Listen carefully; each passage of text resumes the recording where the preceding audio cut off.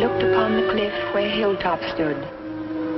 I can still see its hanging roofs against the cypress trees.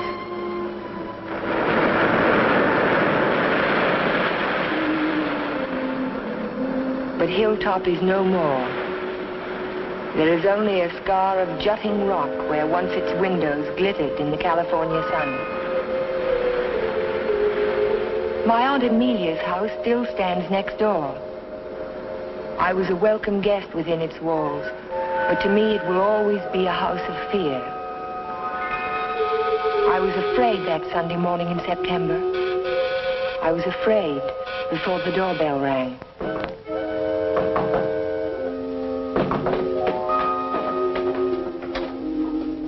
Morning, Ella. Good morning, Ray. Hello, Amelia.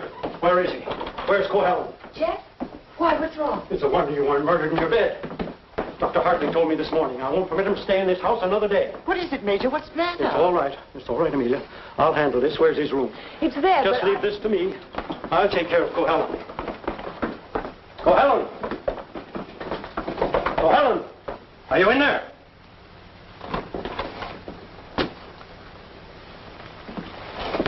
He's gone. He can't be. He said last night...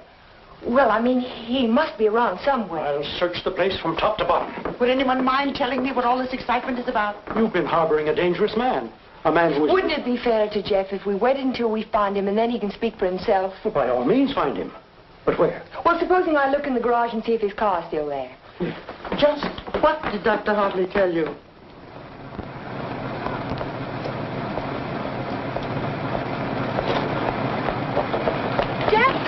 Jeff, are you in there? Jeff!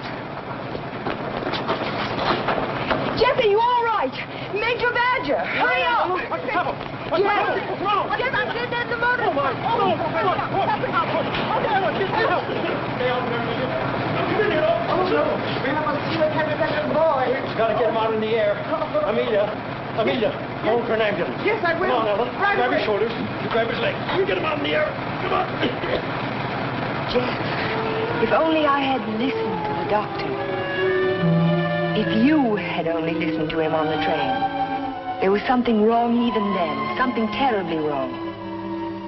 I should have seen it in your eyes the first time we met.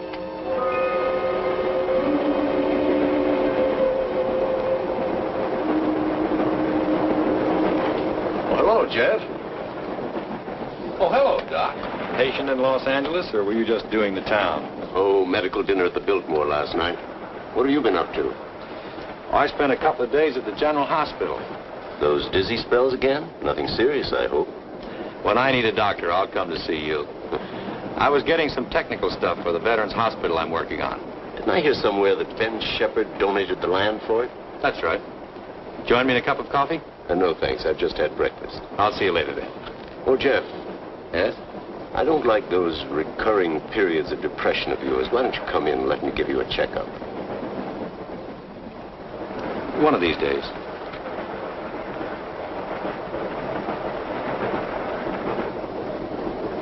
Morning, Elmer. Oh, good morning, sir. How about a little breakfast? You can start me off with some black coffee. Yes, sir.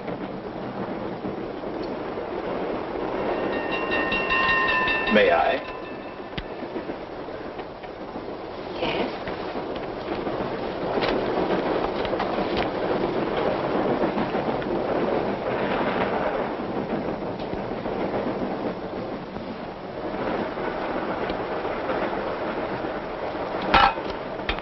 Oh, sorry.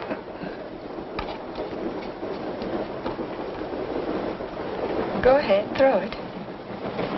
I'll just save the train from being wrecked. By throwing salt over your shoulder? Oh, by showing proper respect to the powers of darkness. Powers of darkness. What have we here? Disbeliever? Let's see what the tea leaves say about you. Your coffee, sir. Oh, thank you.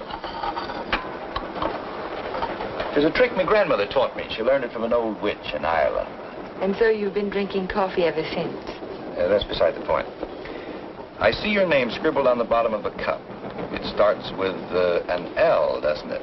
It does not. Ah, but it does. The tea leaves never lie. I see it now. L-N. Your name is Ellen. Isn't it? Yes. You'll not be so quick to scoff now, will you? Now, let's see where you're from. I see a large body of water. Not so large as an ocean, but the next thing to it. Now, what could that be? Lake Superior. It's the largest lake in America. Then you're from Lake Superior? From Minnesota. Now we'll go into your destination. It's Pine Cliff, of course. You wouldn't be on this train. But where in Pine Cliff? I see here an old woman and the letter A. Now, let me see. The old woman is standing in the garden and she's talking to her neighbor. So you're going to the city, she says. What train will you be coming back on? Saturday's train, he says. Then you'll have a pleasant companion, she says, for my niece Ellen is coming to visit me and she'll be on Saturday's train. You see, the tea leaves never lie. And neither do the tea bags. But how will I know her, I says to Amelia. Sure, now, she says, just look around the parlor car and the prettiest girl there, that'll be Ellen Foster. You're a real Irishman, aren't you? You've obviously kissed the blonde stone. Kissed it, she says. I wear it on my watch fob. And just from what part of Ireland do you come? Flatbush.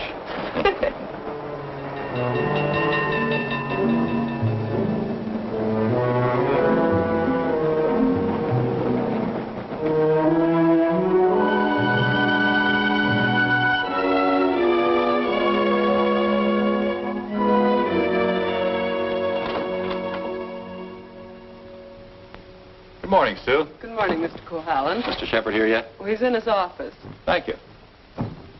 I think this would be an ideal site for the beach club, don't you, Keith? Yeah, it certainly would, Ben. Busy, Ben? Oh, come right in, Jeff. Well, we bring the road in here and divide this section into 2-acre lots. Hold out this area for the golf course. Hi. How are you, Ben? Hello, Jeff. How was the trip? Fine, thank you. I bought you a little present while I was in Los Angeles. Found it in an antique shop. Hi, Jeff. Parents? It's a map of an old Spanish land grant. Say, that is an antique. Here's the Ibarra territory. My grandmother's grandfather, he lived right there. That was before California was a state, wasn't it, Ben? It certainly was.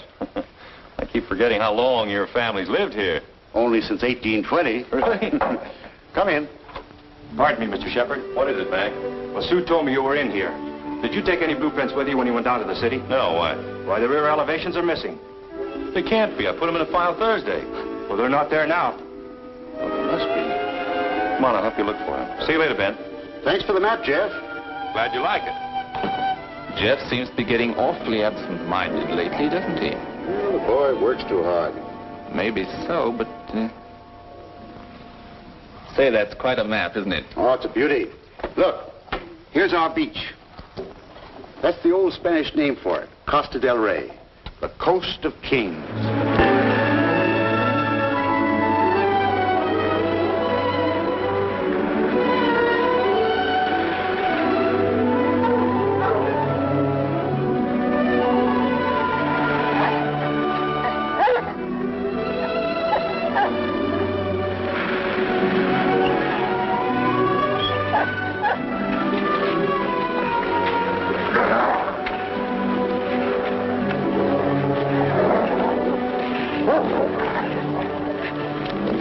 Down, mister, down. Don't be afraid of him. He won't hurt you. Well, I hope he didn't tear your coat. oh, no, it's all right. I don't know what got into him. He never barks at people. He seemed to think I was an intruder. Oh, yes. Of course, that must be it. Is this a private beach? Oh, no. It's just that there was someone who used to sun here beside this rock. Well, I'll forgive him this time. I must say you own a very particular dog. I don't own him exactly. They own me. Shamrock and Mr. O'Grady. Mr. O'Grady? Isn't that an odd name for a German Shepherd? Well, it's Herr von Gradenstein on his papers. I translate it. Well, I guess I ought to go home. I'll walk along with you.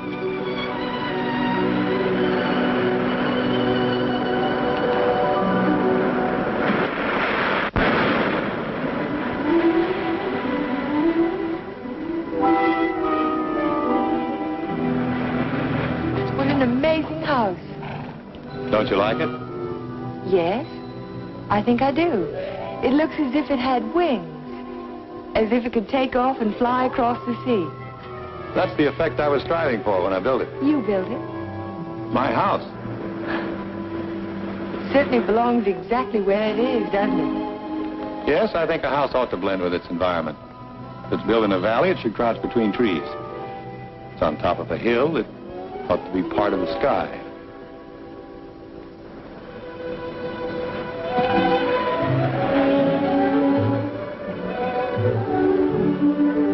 As soon as I put Shamrock up, I'll walk the rest of the way with you. It's nice of you to insist. Isn't it? I'm beginning to like your house more and more. You can't take it all in at the first glance, can you? No, it's like some people that way, I guess. You have to know them a while. Like you, for instance? Yes, I suppose that's true of me, too. We don't have houses like that in Minnesota. Do you mind if I take a closer look at it? I thought you said you were late. Oh, another 10 minutes won't matter.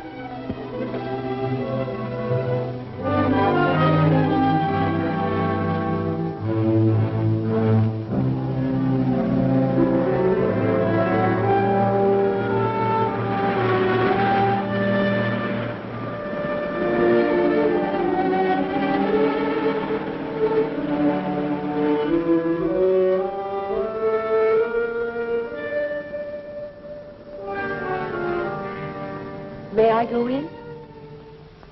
Why, of course.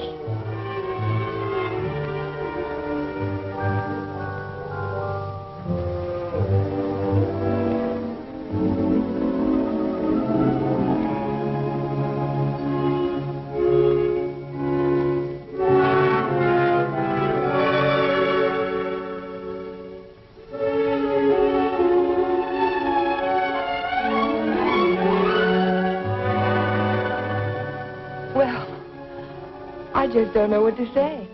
You care for a drink? Thank you. Sherry, all right? Yes.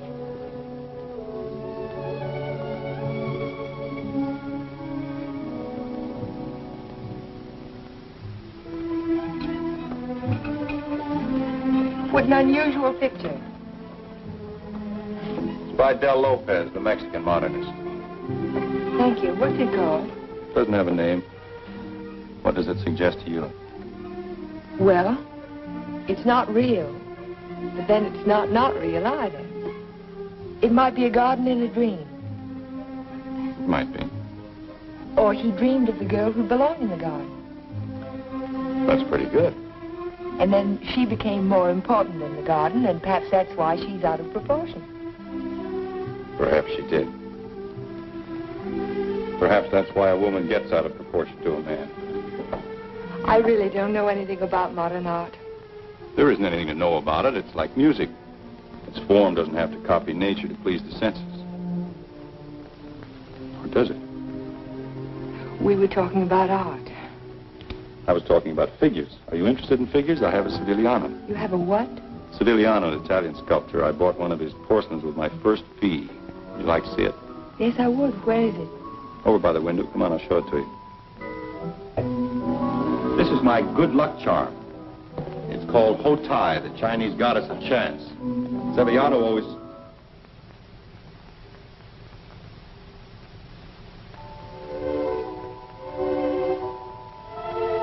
Oh, Jeff, I'm terribly sorry.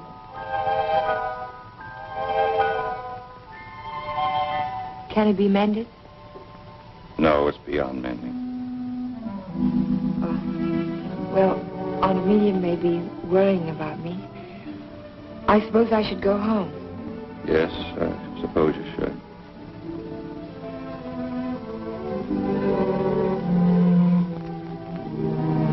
Goodbye.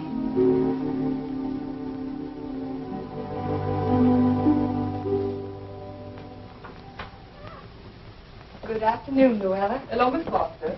Is Aunt Amelia at home? I didn't see her go out. Ellen. Oh, hello, Aunt Amelia. Were you afraid I was lost? No, I was sure you could take care of yourself. But it was getting late, and I was afraid you'd forgotten about the dance at the country club tonight. Of course not. I just ran into Mr. Cohallen on the beach, and I stopped by his house for a glass of sherry. You were inside Hilltop? Why, yes. You don't disapprove, do you? After all, I'm a little old to need a chaperone. But no one's ever been inside Hilltop before. No one. Except Jeff. It's funny. He built it for his bride. Then there's a Mrs. Cohallen. No, Vivian was killed the night before the wedding. How awful. Aunt Amelia. Yes, dear. What was she like? Vivian, she was the most beautiful girl you ever laid your eyes on. She was Ben Shepherd's daughter. Ben Shepherd. Ben owns most of Pine Cliff. That's why it was such a perfect match. Jeff was a protege of his, more like a son. And when he fell in love with Vivian, Ben was delighted. Of course, he adored Vivian, especially after her mother. And I shouldn't talk about a mother. It was such a scandal. Poor Ben. Aunt Amelia, you said that Vivian Shepherd was killed. Was it? It was an accident. Jeff told Ben it was bad luck to have a party before the wedding, but Ben insisted. There were so many people there. Jeff and Vivian stole away in her car, and 5 minutes later she was dead in a collision on 12-Mile Drive. You never can tell what private tragedies people have had, can you? I mean, when you first meet them. He seemed so light-hearted on the train. He can be that way sometimes, and the next minute he's strange, like never inviting people into his home and never mentioning Vivian's name. I can tell you one thing, we've been pretty worried about Jeff, but the way he's been acting. Well, how would you expect him to act after a shock like that? Seeing the woman he loved killed right in front of his eyes? It's a wonder he didn't go out of his mind. Don't get so excited, dear. I'm sorry. And don't get too interested in Jeff Cohallen. There are other attractive men in Pine Cliff. Oh, men who aren't... Men who aren't what, Aunt Amelia? Well, after all, he has had a tragedy in his life, and it's only a year ago. Hadn't we better get dressed? Yes.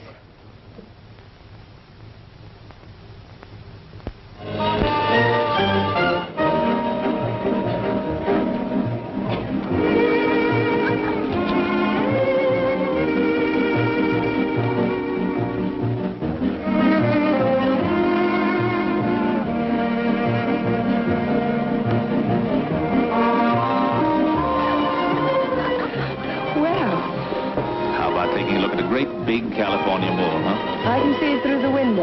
Yes, what I had in mind was a personally escorted tour. Think of my reputation, Mr. Ferris. But I am thinking of it. A new girl in town seen walking with me in the moonlight, while the stag line will give you a rush. I never encourage stag lines. There's no future in them. Well, in that case, we'll sneak out quietly, huh? No, thank you. Thank you, but no. Cold climate, Minnesota. Yes, isn't it? Let's go down to the bar and talk it over. All right. I see you know our local hero. We've met. Charming fellow. Yes, he is. I suppose you fall madly in love with him. Everybody else does. Except you, Mr. Ferris. Oh, I think he's just ducky. Did you children enjoy your dance? It was just ducking. Keith, you must sit down and have a drink with us. I thank you. I'd like to. Hello, Amelia. Hello, hello. Welcome home, Dodo. Thank you. Good evening, Major. This is my niece, Ellen Foster. This is Miss Ferris, dear. How do you do? How do you do? And Dr. Hartley. Why, yes, we met on the train. My name is Ferris, too. You, I know. Oh, Bulls, Major. Now, you two stay right here and don't you move till we get back.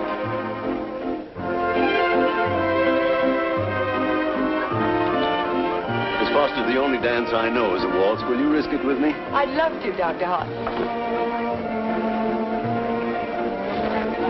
And how were things at the separation center? Did you have a good time?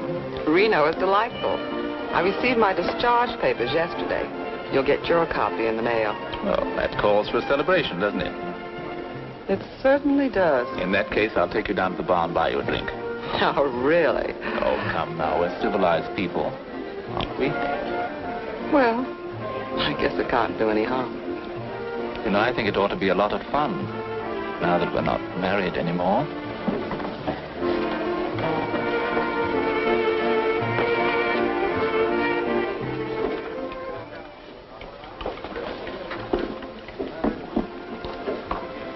What do you think your chances are?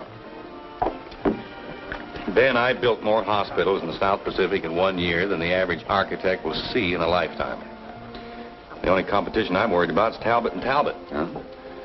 Not that I can't compete with them professionally, but they seem to know how to play the political side of it. Well, that won't count here. I hope not. Anyhow, I'm indebted to you for a crack at it. I merely suggested that they invite a local architect to submit plans. Jeff, you're looking pretty seedy. Sure you haven't been working too hard? Well, it's been a pretty hectic week, Ben, but we finished up tonight. Plans are all wrapped and ready for mailing in the morning. Hello, Ben, you old darling. Hello, Dodo. Hello, Jeff. There's an admirer of yours looking for you upstairs. Who's that? A girl by the name of Foster. You seem to have made quite a score. Aren't you speaking to me, Jeff? Certainly, Dodo. How are you? Fine. Our congratulations in order? They certainly are. We're celebrating the new freedom. See you later. Bye. I think I'll go upstairs, Ben. It's getting a little crowded down here.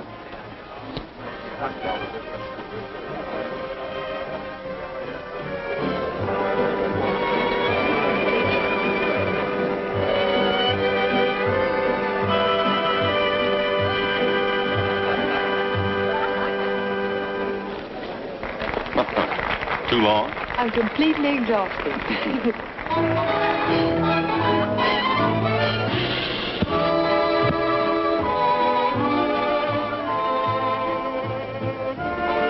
What is that song? Do you know? It's called Don't Forget Me.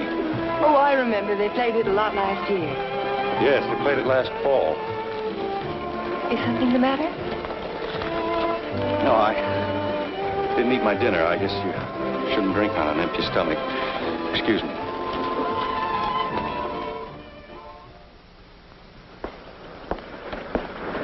Here, Butch. Such a little animal, and yet he's got an appetite as big as mine. Well, Jeff wasn't an actor. Well, maybe he left early. But he looked so worried last night. Well, supposing he's ill and there's no one to take care of him. After all, dear, Jeff's a big boy now.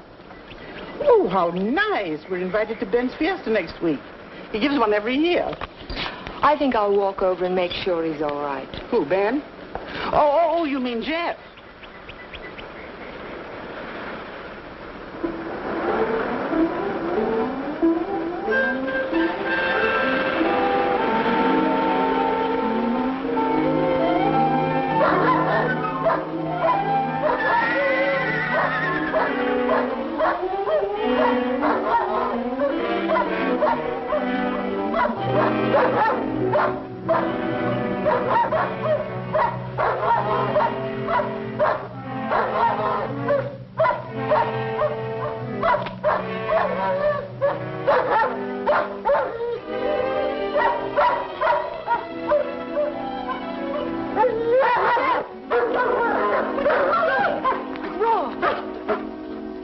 Look at his right front leg. It's shattered. Oh, Shamrock. I hate to have to destroy him. How did it happen? I don't know. I don't know how it could have happened. You better wait for me outside.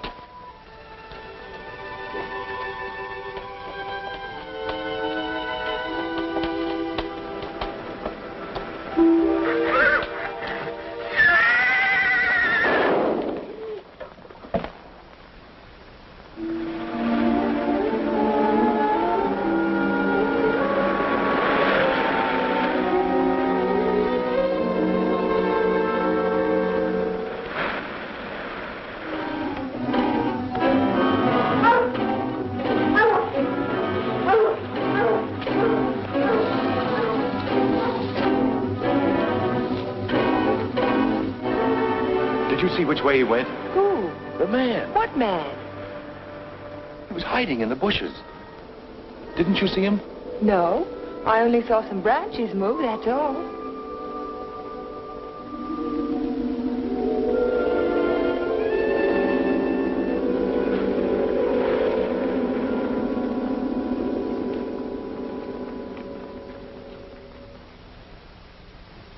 I've never seen lovelier roses. What are they called? Matador, I believe. They grow on the bush out on the terrace. Matador? Of course, after the color of the bullfighter's cape. Or the bull's blood.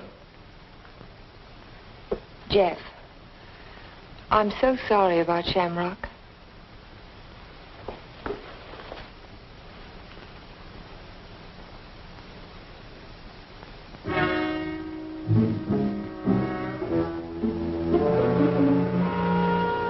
Helen, you better go now. You're not safe with me. Do you understand? Suppose I don't want to be safe. Please go now. I'll call you later. All right, Jeff.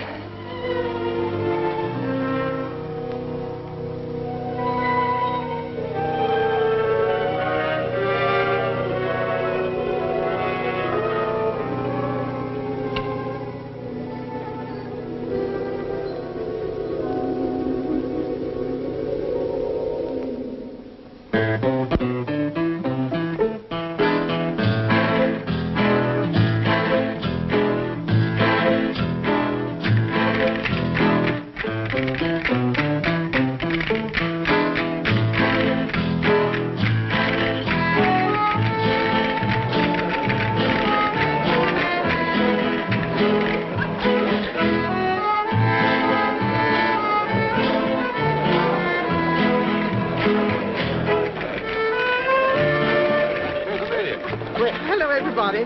Ben, this is a wonderful part. Oh, thank you, Amelia. Tell me, have you seen the Major? Yes, he's right over there. Thank you. Excuse me, please. Certainly. Will you excuse me, please? All right, Ben. Major, I wonder if you could tear yourself away from these charming people and come and speak with Mrs. Atkinson. She's dying to talk to you. You know, for a woman 90 years of age. Go ahead. Tell me, what does a certified public accountant do? Especially a pretty certified public accountant. I compile actuarial tables for an accident insurance company. What are the odds against a man fracturing his arm? That sort of thing. Oh, what are the odds? 90 to 1 that you won't break your arm this year. Well, that's good. But if you do, it's 2 to 1 that it'll be the right arm. Or have you noticed that in your practice? No. What I've noticed is that my patients have all their fractures just when I'm ready to sit down to dinner.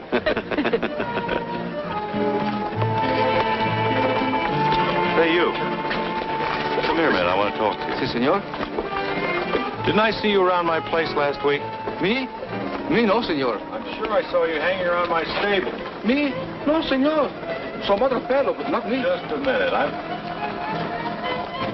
All right, go ahead. Well, I wonder what that was all about. Oh, the morning after the dance, I went over to see if Jeff was all right, and there was a prowler behind a bush. Did you see him yourself? No, but Jeff did. Oh. Cigarette? Thank you. Did you ever compile any figures on the incidence of mental diseases for your insurance company? No, they weren't on our list. Interesting subject. Who's sane and who isn't? Hard to tell sometimes. Do you know anything about paranoia? It's a form of hallucination, isn't it? Delusions of persecution. Starts with an inability to withstand stresses. Normal person experiences misfortune, throws it off sooner or later. But if a person is psychotic to begin with, he may start to imagine things. He might even begin to imagine there's a conspiracy against him. That's when he gets dangerous. Do you have a specific case in mind, Doctor, a person that you're treating?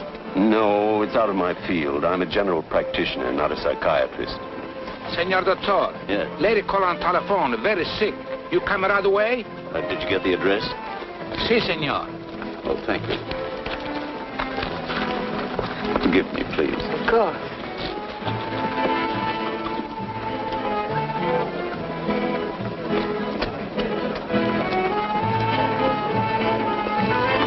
Are you sure, Jeff? Ben, I'm positive it was the same man. Well, I'll talk to him if you want me to, but you know how it is with those fellows. They all look alike if you don't know them. Maybe you're right, Ben. So the guy gets up and he says, Keith, you take a powder. Oh, the guy was bigger than I. What could I do? same thing happened to me, only he wasn't so tall. Oh, I remember all too well. For that evening.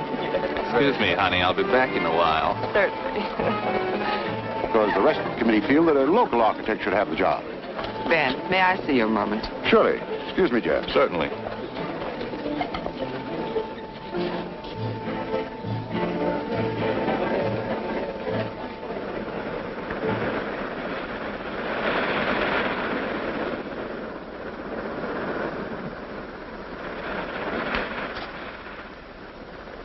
Well, if it isn't Miss Icicle from Minnesota. Good evening, Mr. Ferris. Call me Keith. It was nice of you to find this secluded spot. Are you always this way when you've been drinking? Oh, now, this Miss Prim and Proper business didn't fool me for a minute. I spotted you the first night. Don't. You don't have to pretend, honey. Just relax and enjoy it. Stop it.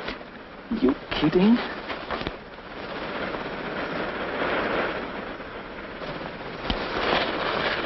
Jeff.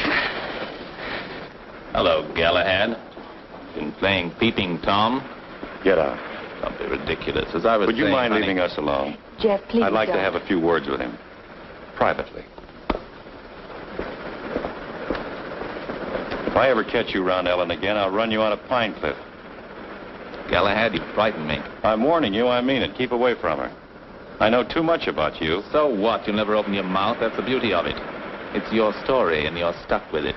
I don't have to open my mouth. I can close yours. What are you two boys arguing about? What does anybody ever argue about? Politics. Oh, politics. Keith, will you do me a favor? Dr. Hartley had to leave on an emergency call. Will you see that Dodo gets home? She has a little headache.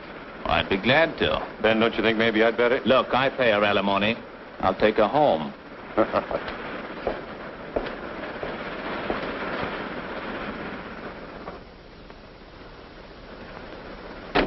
It was a lovely, lovely party, darling. I'm glad you enjoyed it.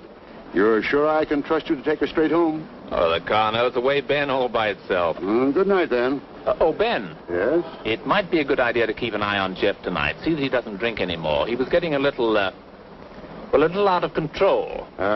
Thanks, Keith. I'll watch him. Good night.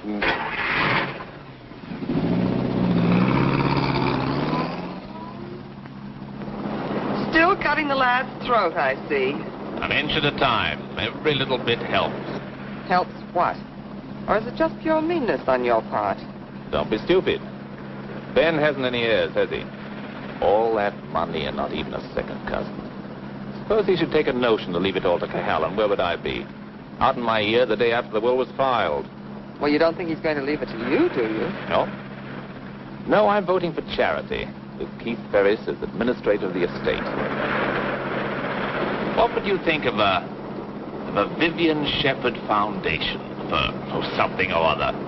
That turns even my stomach. Oh, I'm very well, thank you. You were in the cavalry, weren't you, Major? Well, I'd like to ask you a question. Can a horse break its leg in its own stall? What's that? You think it's a chance in a million? No, I was just computing the odds on an accident that happened last week. Well, thank you very much for the information, Major. Good night.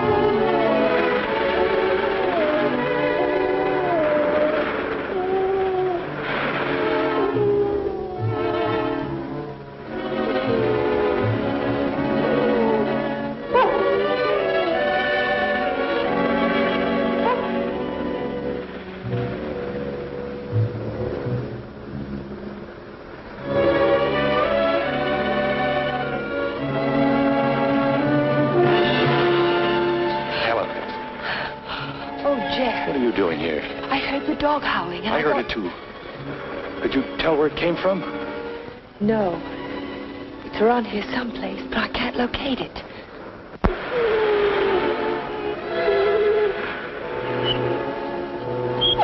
Jeff, listen.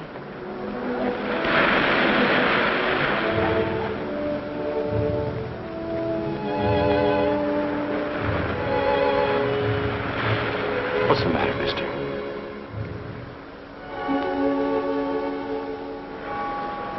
He's gone. Oh, Jeff.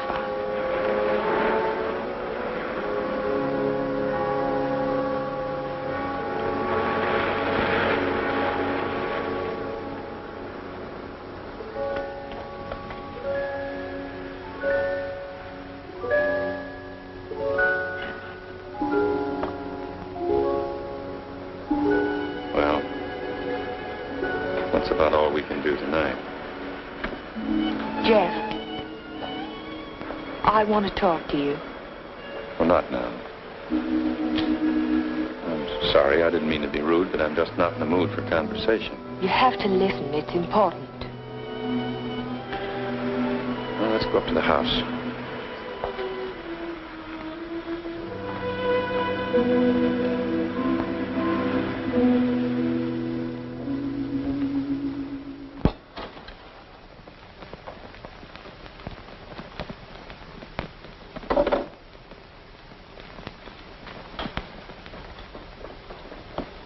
All right, let's have it. I talked to Major Badger tonight. He can't understand how Shamrock could break his leg in his own stall. Well, he hasn't anything on me. I can't understand it either. Unless it's bad luck. Don't call it luck, Jeff. What would you call it? I'm not sure. A few days ago, this rose was on your matador bush. It was alive and beautiful. Now it's dead. Was that bad luck, or was it cause and effect? You picked it, so it died. I didn't pick it. The whole bush died overnight for no reason. There must be a reason. There's always a reason for everything. Is there? Maybe you can give me a reason for this. Take a good look at it. It looks different. Is it the way the light hits it? It isn't the light, it's the colors. Look at it again. Oh, I see what you mean. They faded, haven't they? All the life's gone out of it. Your rose bush died. Your painting fades. But have you ever had a common, ordinary fall, Jeff? What do you mean? 65% of all accidents are falls. Falls down a flight of steps, falls out of a tree, falls off a ladder, or in a bathtub. But nothing of that sort ever happens to you. It's too ordinary. Your kind of accident has to be unique. What are you driving at? Your bad luck, Jeff. It's a little too bad to be true. Your porcelain figure fell off the table while nobody was in the house. Shamrock broke his leg while he was in his own stall. Now your picture fades. It's too bizarre, Jeff. The impossible can happen, but not over and over again. Are you trying to tell me they didn't happen? No, they happened all right, but it wasn't luck. Can't you see the pattern that runs through all your accidents?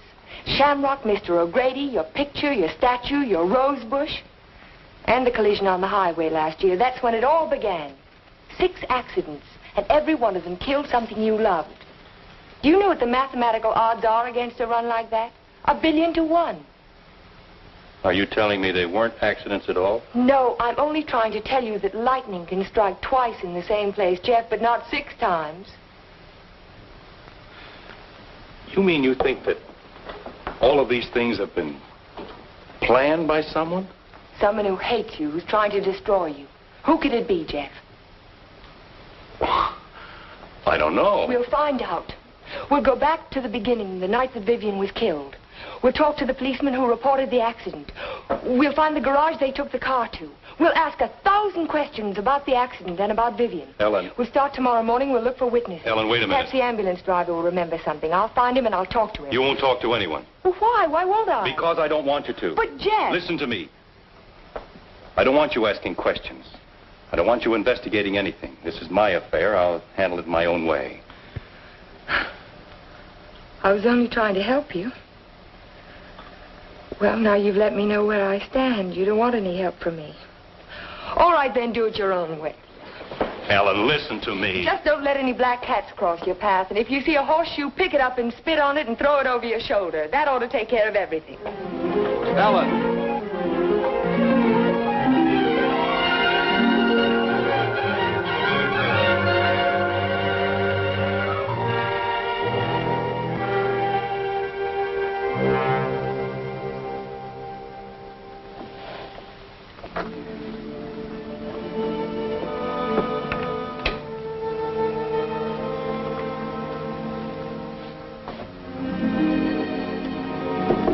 Come in. Hello, Aunt Amelia. You didn't tell me good night, dear. I'm sorry. Is anything wrong? No, there isn't anything wrong. There isn't anything right either. I saw you come home. You were at Jeff's again, weren't you? Yes. I don't want you to think I'm an old busybody, but I'm all the family that you have, and it would help you to talk to someone. What is there to talk about? He doesn't love me. He never will. He's in love with a memory. I tried to warn you to be sensible. Sensible. I love him. I've got to help him if I can, whether he likes it or not. I know. Good night, dear.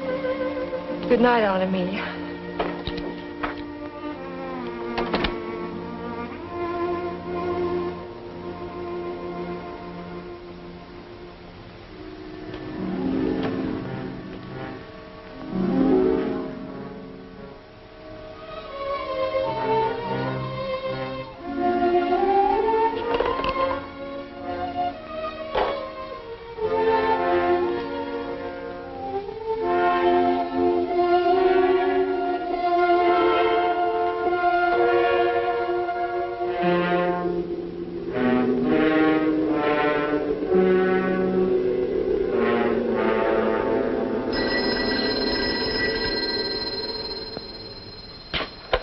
Hello? Hello, Jeff. Oh, yes, Ellen. I've taken your painting to an art shop. You did what? I found out some very important information. If you come over tonight, I'll tell it to you. No, I can't tell you now. Look, I thought you understood I was going to handle this in my own way. Don't argue, Jeff. Just come on over. Goodbye. Well, what do you think? It's hard to understand why it's faded. The artist didn't use pen colors. He didn't even use tempera. There must be a reason. I would say this was painted with London watercolor. That's the best you can get. Nothing fades them except continuous exposure to strong sunlight for at least a month. That's impossible. I can't imagine what caused it. Well, I tell you what I can do. I can talk to a couple of artists I know. They might have an idea. I think my best bet is to go and see Trilfield. He's a watercolor man. He's one of the best. He ought to know everything about it. I think I'll catch him tomorrow morning. You know Trilfield, the naturalist. He paints the dogs and horses and cows. My wife, he made a beautiful Thank you painting. very much. I'm sorry to have troubled you. Oh, no trouble at all. Oh, Miss Foster. Yes? I just remembered something. Years ago, I framed some pictures for a painter by the name of Torres, Vicente Torres. One of the paintings was an old lady playing the guitar. It was a watercolor. And it faded? The man who bought the picture took sun lamp treatments that winter, and he took it on a couch right under the painting, and he was mystified why the color faded. So Vicente found out that the rays from the sun lamp broke down the pigment. Can you remember the name of the man who owned that picture? I don't think I ever knew. It was some local man. What about the artist? Is he still in Pine Cliff? Torres? He died 5 years ago. Oh. Thank you again. Sure.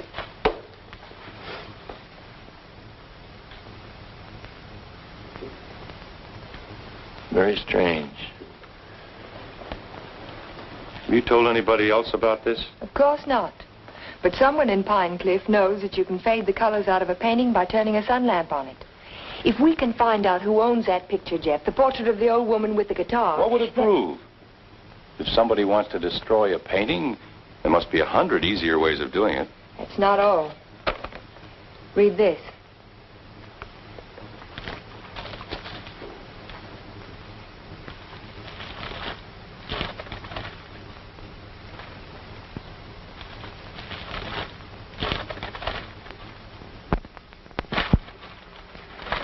Arsenic?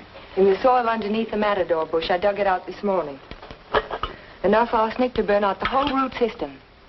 It didn't get there by accident, Jeff. Someone put it there. Someone who knows how to poison a rose bush. Or a dog. Or a man's life. Would you really like to help me? You know I would. And forget it. Forget the whole thing. But there was poison in the root system. The chemist told me. You never saw the chemist. You never heard of a portrait of an old woman with a guitar. Do you understand? No. No, I don't understand. Jeff! Jeff! Your house. Look out the window. I saw it from upstairs. What? It's burning.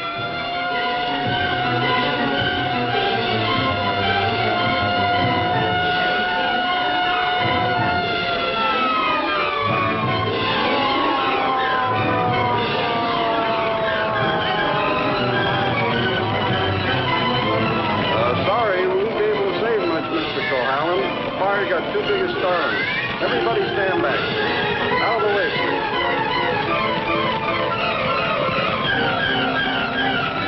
Hello, Jeff. A lovely fire, isn't it?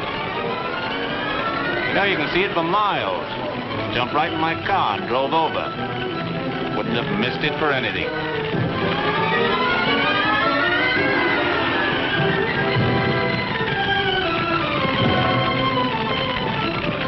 So sorry, Jeff. Such a beautiful house. I'm glad it's gone.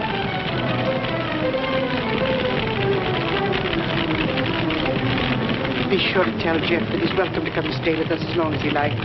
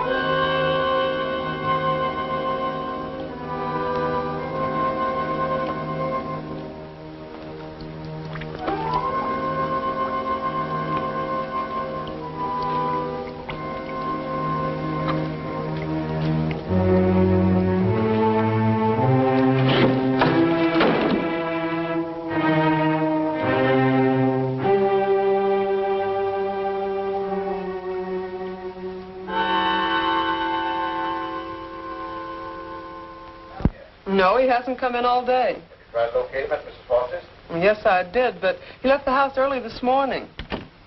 Well, wait a second. Here he is now. Good, good. Have him come right in. Mr. Shepard wants to see you. So I hear. He'll be right in. Thank you. He's here now, Stacy. Hello, Ben. I didn't mean to keep you waiting. It's quite all right, Jeff. I'm terribly sorry about what happened last night. I know you are, thanks. I wouldn't bother you about anything today ordinarily, but Mr. Rogers just came to town. Stacy Rogers, chairman of the hospital committee. Oh, of course. How are you, sir? Glad to know you. This is the Jeff Cohallen I recommended to you. Yes, we examined your plans last night, Mr. Cohallen. Good, clean, modern lines. Thank you. I'm sorry we couldn't give you the job. You couldn't what? I was just about to tell you, Ben. We decided on Talbot and Talbot. You did? Well, this is a surprise, Stacy. Which was it, Mr. Rogers? Politics or stupidity? I beg your pardon. If they'd given it to Magruder or Chesney and Pike, I wouldn't have said a word because I know the boys would have gotten a good, modern hospital. But Talbot and Talbot haven't had a new idea since Burnham did the Flatiron Building. Oh, now, take it easy, Jeff. Oh, they're not architects. They're political finaglers. Maybe you can tell me just one detail in their plan that was an improvement over mine. Name just one. Young man, your attitude doesn't deserve a reply. But since you're a friend of Mr. Shepard's, I will say to you that no member of the board, myself included, could understand how a reputable architect would submit his design for an important building with no interior detail whatsoever. No detail.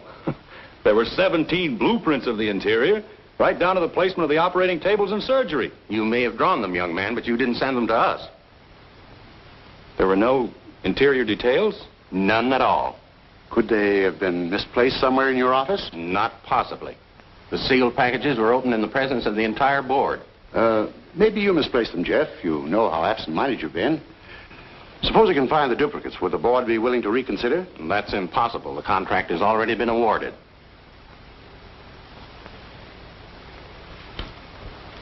Well, this is quite a shock, Stacy. I felt sure that Cohallen would get this job.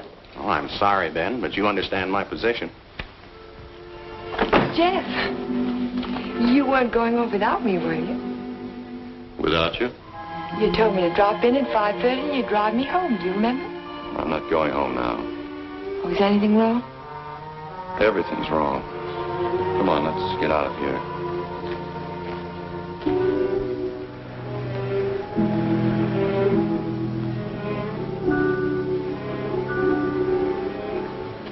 It's dreadful. A whole year's work completely wasted. Typical Cohallen luck. Don't keep calling it luck. Supposing someone took those plans out of the office and wrapped the package over again. Who'd do a thing like that? Keith would. He hates you. He hates everybody. There's something twisted inside of him. It would take a psychiatrist to explain it. And why does Mr. Shepard keep him on at the office? He doesn't know what he's like. Dodo must know. She acts as though she's still in love with him. There are women who love men like Keith. Take a psychiatrist to explain that, too. It's getting kind of late. I'd better drive you home.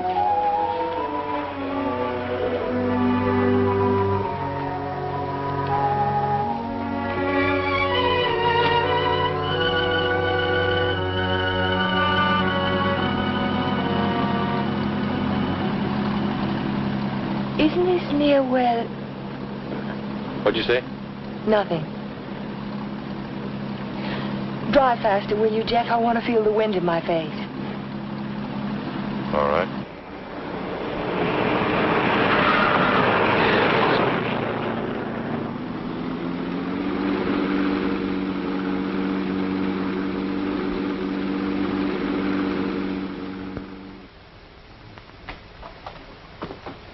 Here you are, Miss Foster.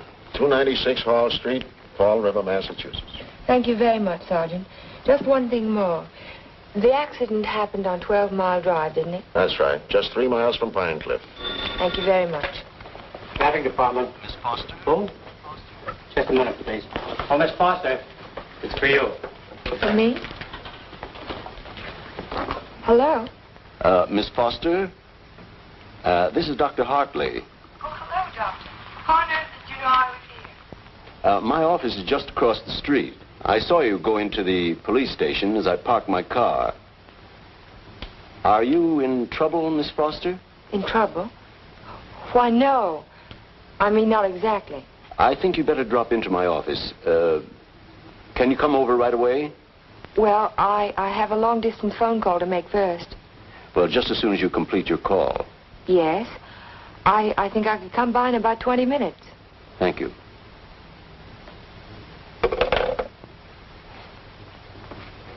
Thank you, Sergeant. That's all right. Miss Foster. Hello, Dr. Hartley. Come in. Come in. I was startled when you telephoned me at the police station. Well, I'm very glad I spotted you when I did. Why did you ask me if I was in trouble? Well, the fact is, I'm in rather an awkward position. But your aunt is getting along in years, and I didn't want to disturb her unduly, so I thought it best to discuss this matter with you. Sit down, sit down. Thank you. Yes, Doctor? Since I'm your aunt's physician, I feel it's my duty to inform you that she isn't safe. That neither one of you is safe, for that matter. So I wanted to get your permission to speak to your house guest, to ask him to move to a hotel. But I don't understand. What has that to do with my aunt's safety? Yes, I was afraid you'd ask me that. The fact is, you're forcing me to take an unethical action. The man isn't my patient, and even if he were... Whatever it is you're trying to say, Doctor, why don't you just go ahead and say it? Yes, you're quite correct. I'll come to the point. Let me say that I believe your house guest, Mr. Cohallen, is definitely paranoiac. He seems to have all the obvious symptoms of delusions of persecution. If that's true, then you and your aunt are in a hazardous position. Two helpless women in the same house with a man who may become dangerous at any moment. We can't allow it. May I ask you a question, Doctor? Certainly. You speak of delusions of persecution, but... Oh, a delusion is imaginary, a thing that never happened. That's right. But Jeff's dog was poisoned. His house was burned down. That was no delusion. I saw it myself. Did you see the gasoline can? Gasoline can? The gasoline can the police found in the ruins of Hilltop. It was an unusual type of container. Only one store in Pine Cliff sells them. And that store sold such a can to Jeff last Monday. How do you know? The chief of police told me so this morning. But I don't see how. And that isn't all. The body of the dog was disinterred. He died of arsenic poisoning.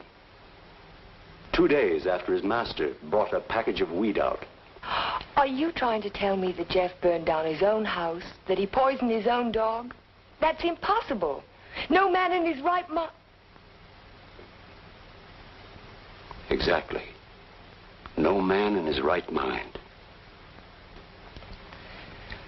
But why? Why would he do a thing like that? Listen. Listen to this.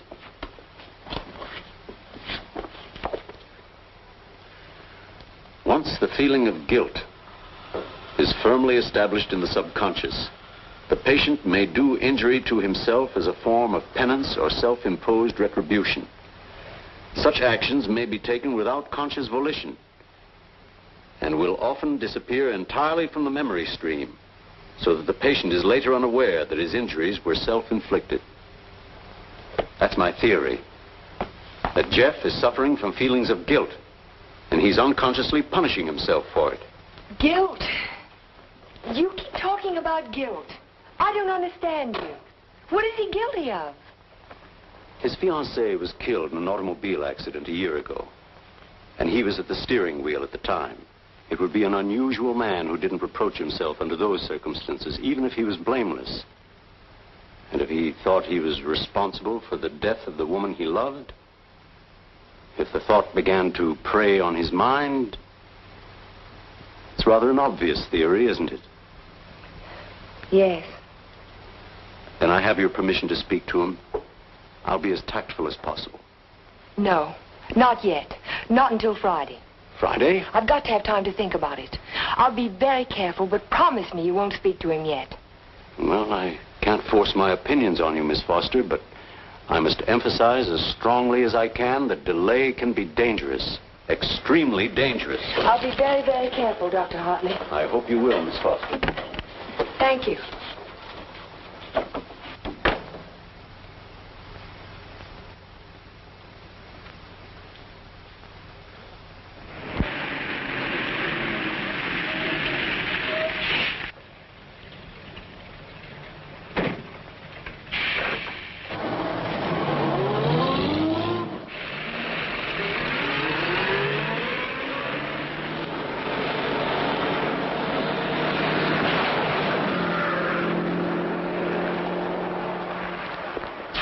That man must be crazy. Thank you very much.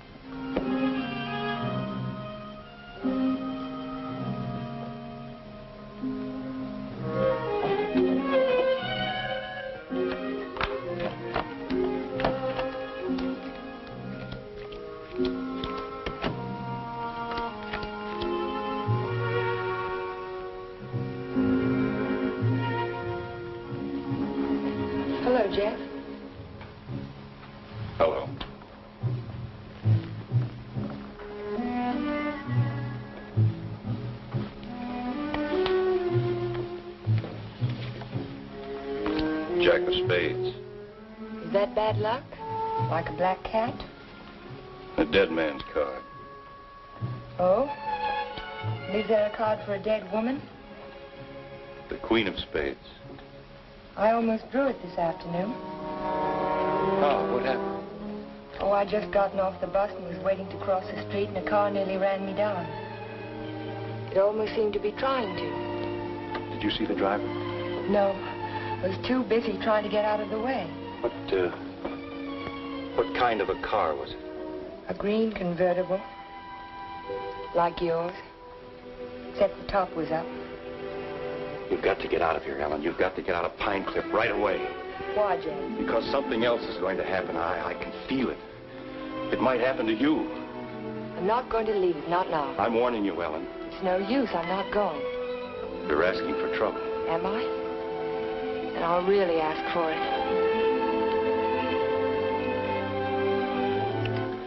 Watch yourself closely. Watch yourself every minute. Don't trust anybody. Not even you? Not even me. Well, I think I'll go to bed now. Major Badger said he'd come by in the morning and take us to church. You won't forget what I said. You'll be careful. I'll be careful.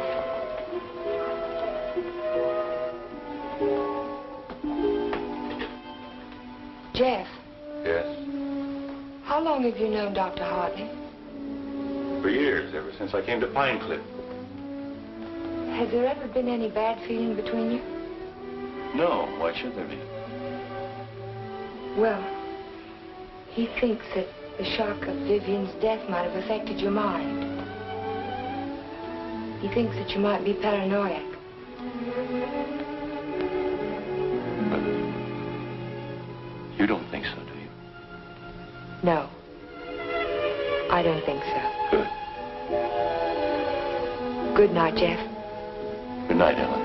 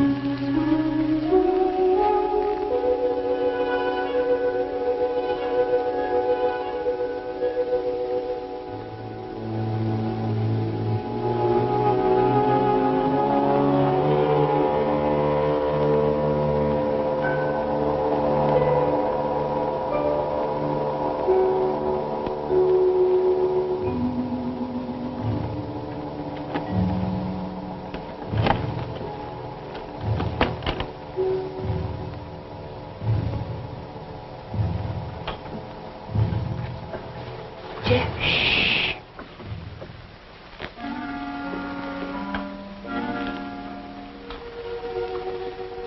I had to see you again.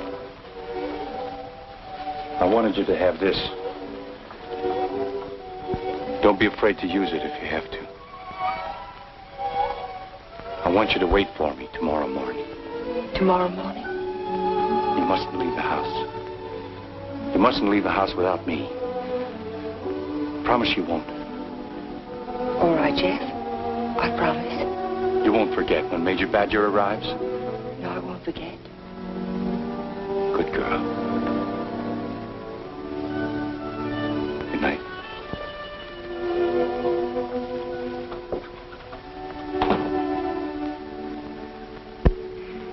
We found Jeff early the next morning. I can still smell the fumes of the gasoline as we pulled his body from the car. But somehow it didn't quite ring true. I couldn't believe that Jeff would try to kill himself. No suicide note was found, but the local architect was discovered in the Foster garage with the door closed and his car motor running. He was immediately removed to City Hospital, where latest reports from Dr. Raymond Hartley advised that Cohalan is now definitely out of danger. On the national scene, Congress resumed its discussion of the Morse-Conlon bill today. Labor spokesmen have announced that they will request an amendment guaranteeing... I'd like some more coffee, nurse. With cream and sugar? How did you get by the no visitors sign? I walked right straight past it to ask you a question. Oh, you did? Well, suppose you walked right straight past it again, going the other way. Not till you've answered my question. Would you rather I rang for a nurse? Oh, you weren't that way on Saturday night when you needed me. I made you a promise then and I kept it. Now I think you owe me the answer to one question. Just one. Well, I won't ask you why you came to my room that night. I know the answer to that one. Oh, you do? Certainly. You wanted to make sure that I'd find you on Sunday morning before the motor ran too long. You probably didn't start it until after the major rang the doorbell. You don't miss much, do you? You counted on that, too. You knew that when we couldn't find you in your room, I'd think of looking in the garage and oh, thank you to see if your car was still there. You have all the answers, haven't you? All except one. Why did you fill those buckets with gasoline? Fill the buckets. Oh, you saw that, too? Yes. I wasn't filling buckets. I was draining the gas tank. So if you didn't show up in time, the motor would stop running as soon as the gas in the carburetor was gone. But why? Why did you do it? You had your question. Don't be technical. Why did you pretend to commit suicide? When that car almost ran you down Saturday morning, you don't think that was an accident, do you? I couldn't get you to leave town, so I had to give him a different target. Different target? Me. Man doesn't kill my rose bush and my horse and my dog and then stop there. He must want to kill me. I can't wait any longer, not while strange automobiles are trying to run you down on the highway. I've got to force his hand now. I want him to think that it's safe to take a shot at me. Don't you understand? Not quite. I've tried to commit suicide, haven't I? It was on the radio. It says so right here. So what if somebody takes a shot at me now and leaves the gun in my hand? It's an open and shut case, isn't it? The police wouldn't even investigate. So he's free to kill me now if he can. Doesn't have to hit around the edges anymore. But keep away from me. Don't stand too close to the target. Is that why you wanted me to leave Pine Cliff? That's why I want you to go home now and stay there. Lock the doors from the inside. If you have any visitors, don't let Aunt Amelia out of your sight. Don't trust anyone. Where will you be if I want to find you? I don't know, but I have to get out of here. I can't wait for him to make the next move. I've got to get out and go after him. You say the exhibit was in 1939? The summer of 39. I ought to have that catalog somewhere.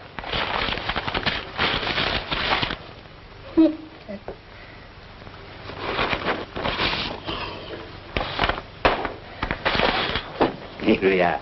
And there's a list of all of the exhibitors in here? In the back of the book. Practically every artist who might have known Torre. Oh, yes. This is perfect. Exactly what I was looking for. Thank you. Good afternoon. Yes? Are you Mr. Strabini? Strabini? Yes, that's me. Did you ever know an artist by the name of Vincente Torres? Vincente Torres? Yes. No.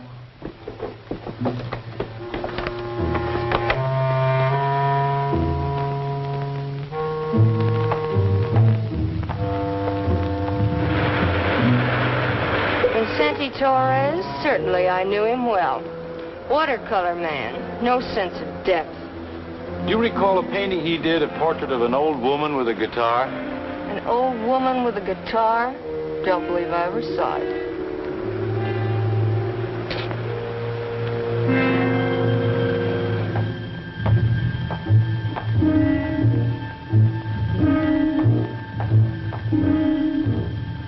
The old woman with the guitar?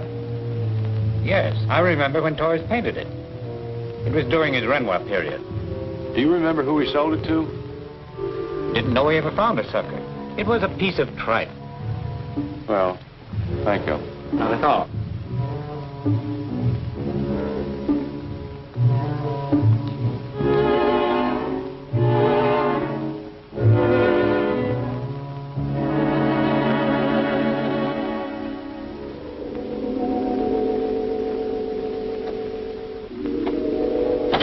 Why, Mr. Cohallen, Hello, Sue. you had a few phone calls. Anything important? I don't think so. A man named Carter called. Said he was a friend of an artist that you knew. The name sounded like Boris. Was it Torres? Could be. Did he leave a number? No. He said he'd call back around 6. What's after that now? When Mr. Shepard's anxious to see you. He's still in the office. Okay. Shepard Estates. Oh, yes, just a minute. Mr. Carter. Hello? Yes, that's the man, Vincente Torres. Do you remember a watercolor he painted, a portrait of an old woman with a guitar? You do? Do you remember who bought it? You're absolutely certain? Oh, thank you.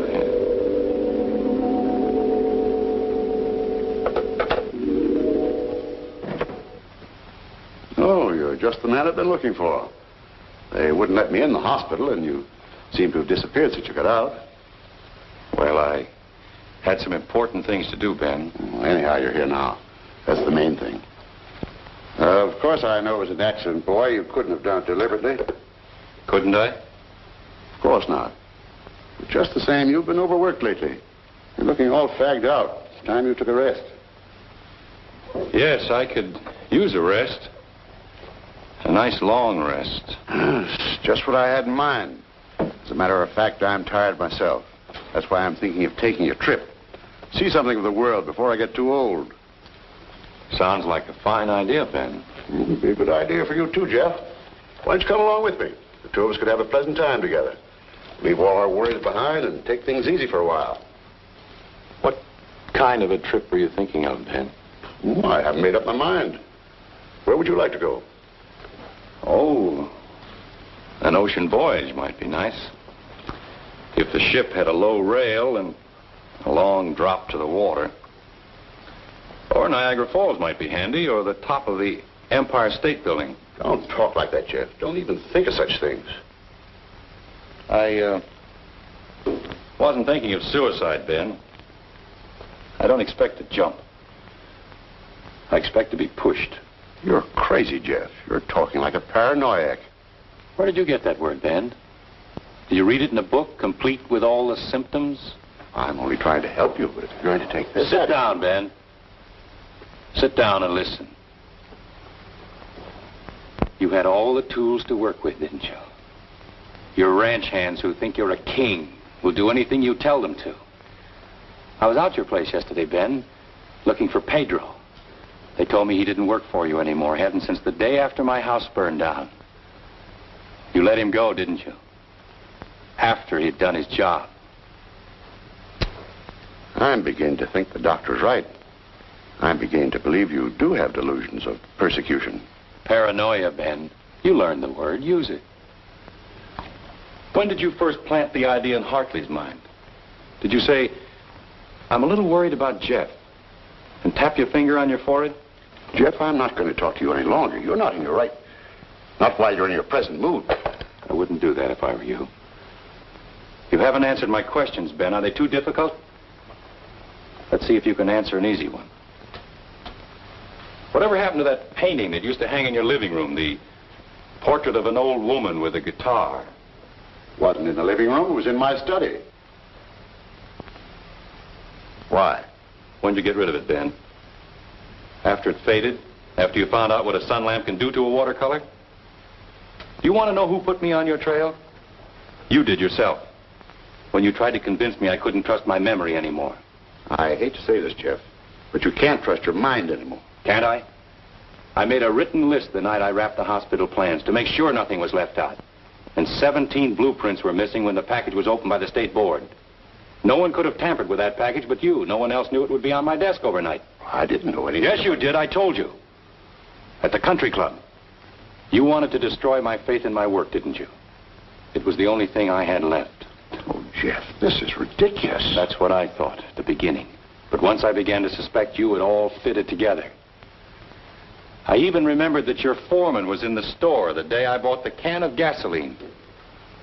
That gave you an idea, didn't it? Yes. It gave me an idea. How do you like your own medicine?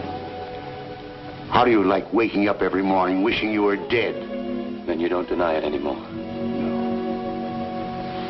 No.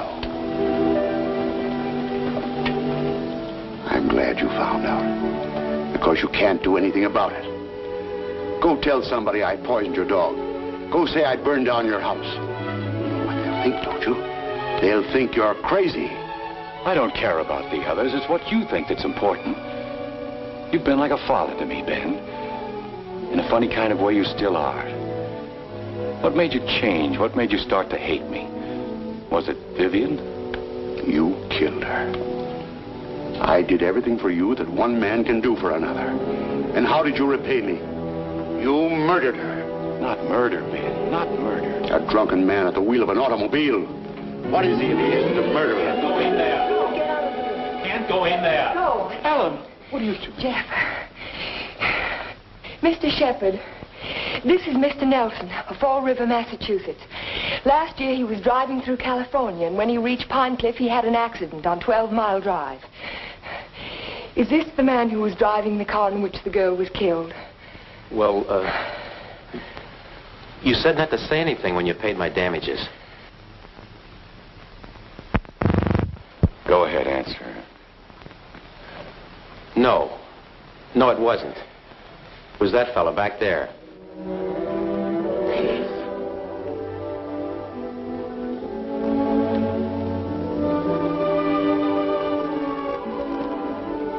Thank you, Mr. Nelson.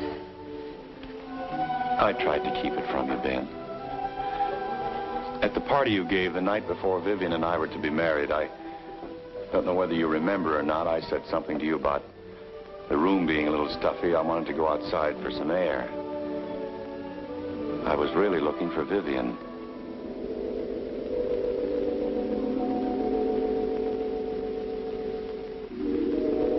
I found her, all right. I heard them talking to each other. It wasn't anything new, Ben. It had been going on for years. All the time I was overseas. He was telling her why he'd never marry her. He couldn't. Dodo wouldn't give him a divorce. So she said, we'll run away without a divorce.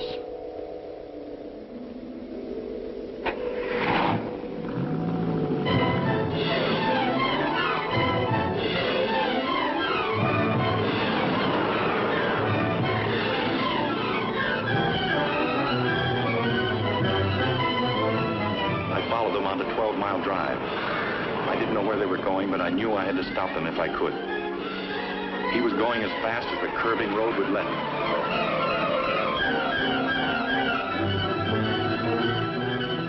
I tried to catch him, but he was driving like a madman. We were coming to the fort where 12 Mile Drive meets the highway. I saw a car approaching on the main road. Ferris didn't see the other car. I knew what was coming, but there was nothing I could do to stop it.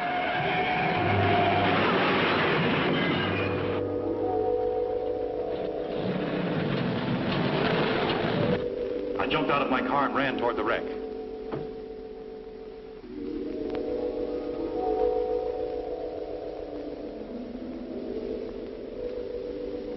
He said, do something for her.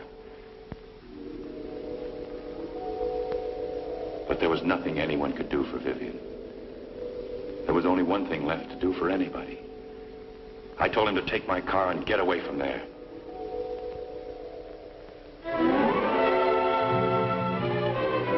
I didn't want you to find out how she died, Ben. Or what she was really like.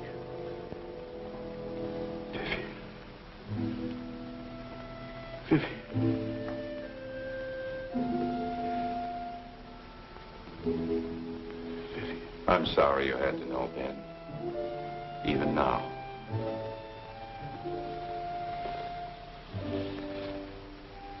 Vivian, I always gave you everything you wanted from the time you were a little girl. You were all I had after your mother ran away. She was no good. I never told you that, did I? Your mother was no good. Now you want to run away, too. You're just like her. The same bad blood. Jeff, he thinks I know. I won't go through that again. I'll kill you first. I'll kill both of us. My shoulder. Ben, put down that gun. Put it down. She ran away. She ran away from me. Call Dr. Hartley. Well, you finally fixed me with the old man, didn't you? But you'll never get any of his money now. He's as nutty as a squirrel. Now get out of here. Get out of Pine Cliff. If I ever see you again, I'll kill you. Dr. Hartley, this is Ellen Foster. Will you come over to Mr. Shepard's office right away? Yes, it's urgent. Thank you. It's all right, Ben. Everything's going to be all right.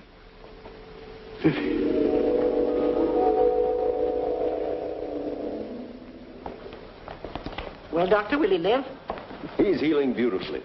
No infection, no complications, simple perforation of the deltoid. And all the time I thought it was my shoulder. You won't need that thing anymore. Good. Yeah. He'll be as good as new in a week. Tell me about Ben. Well, Amelia, Ben was the psychopath, of course, from the beginning. I ought to have suspected it, of course. Now he's had what the psychiatrists call a catharsis. He's brought his troubles out into the open. Ellen helped to bring them out when she phoned Fall River. He'll be all right now, in time. Well, I'm very happy to hear that. Well, I hate to drag myself away, but the ill and injured are waiting. I'll see you to your car, Doctor. Bye, Ellen. Jeff? Goodbye, Dr. So long, Doc. And now, young lady, suppose you come along with me.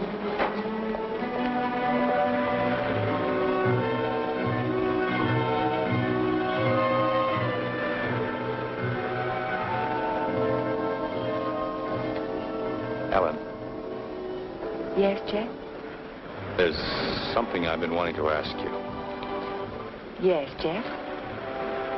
How in the world did you ever find that fellow from Fall River? Oh,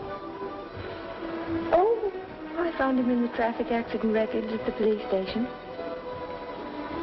What made you think of him?